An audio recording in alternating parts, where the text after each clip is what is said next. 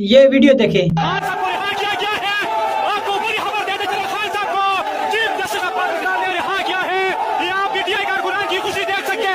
ابھی تک رہا نہیں ہوا لیکن ہو جائے گا اگر سہیل خان آفریدی اسٹیبلشمنٹ کی 7 شرطوں پہ اترتا ہے تو۔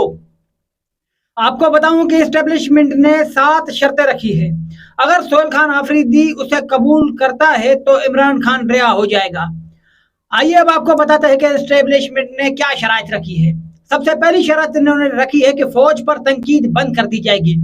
یعنی کہ فوج پر آپ جو ڈائریکٹ تنقید کرتے ہیں وہ بند کر دی جائے گی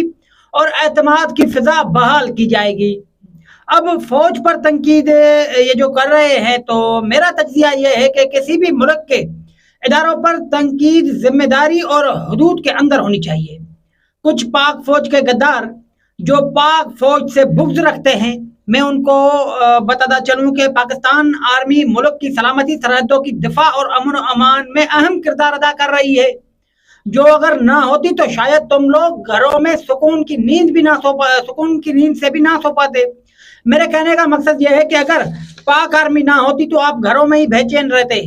اب آپ کو ہر آئے دن یہی سوچ ہوتی کہ پتہ نہیں کہاں سے دشمن حملہ کرے گا، یہ پاک فوج ہے تو اس لیے آپ سکون سے ہیں، جنرل عاصم منیر صاحب ہے تو آپ سکون کی نیند سو رہے ہیں، چین سے سو رہے ہیں۔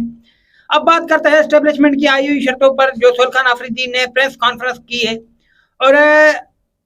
پھر یہ لوگ کہتے ہیں کہ عمران خان کے ساتھ جو کہ ظلم کیا جا رہا ہے، اس کے اوپر بے بنیاد کیس لگائے جا رہے ہیں، لیکن ایسا نہیں ہے۔ پاک فوج نے جو شرائط رکھی ہے، اسٹیبلشمنٹ نے جو شرائط رکھی ہے، اس کی سہیل خان آفریدی نے پریس کانفرنس کرتے ہوئے دھجیاں اڑا دی ہے۔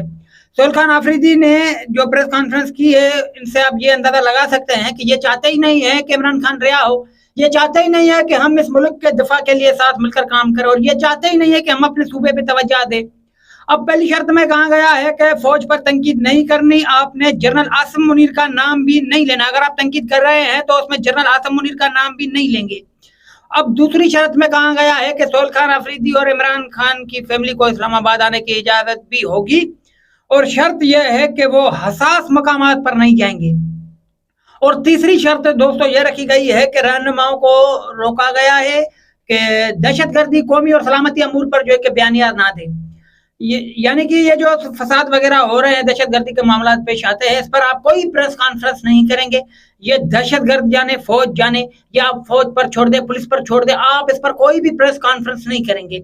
اور نمبر 4 پر جو شرط رکھی گئی ہے وہ یہ ہے کہ بشرا بی بی کو کمر درد ہے اور اس کو ہاسپٹل منتقل کیا جائے گا، اور اس پر پی ٹی آئی دخل اندازی نہیں کرے گی، یعنی پی ٹی آئی بیچ میں نہیں آئے گی، کوئی شور شرابہ نہیں کرے گی، اور بشرا بی بی کو ہاسپٹل منتقل کیا جائے گا علاج کے لیے۔ نمبر 5، عمران خان کی بہن نورین خانم صاحبہ کو عمران خان سے ملنے کی اجازت دی جا سکتی ہے، لیکن وہ باہر آ کر کوئی بیان نہ دیں، یعنی نورین خان صاحبہ کی جب عمران خان صاحب سے ملاقات ہو تو اس کے بعد کوئی ٹویٹ نہیں آنی چاہیے۔ اور نمبر 6، بشرا بی بی کی بیٹیوں کی ملاقات بھی کروائی جا سکتی ہے، لیکن وہ بھی باہر آ کر کوئی بیان نہ دے۔ اور نمبر 7 پر جو شرط رکھی ہے، یعنی کہ اگر سب اچھا چلتا ہے تو عمران خان کی سزائیں جو بڑھائی گئی تھی وہ کم کر دی جائے گی۔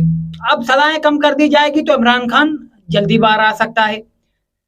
اور میرا ماننا یہ ہے کہ اسٹیبلشمنٹ کی جانب سے جو شرائط رکھی گئی تھی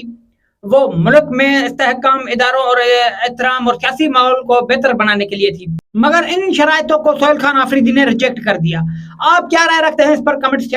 سیکشن میں لازمی بتانا کہ کیا سہیل خان آفریدی نے ان شرائطوں کو ریجیکٹ کر کے صحیح کیا یا غلط کیا۔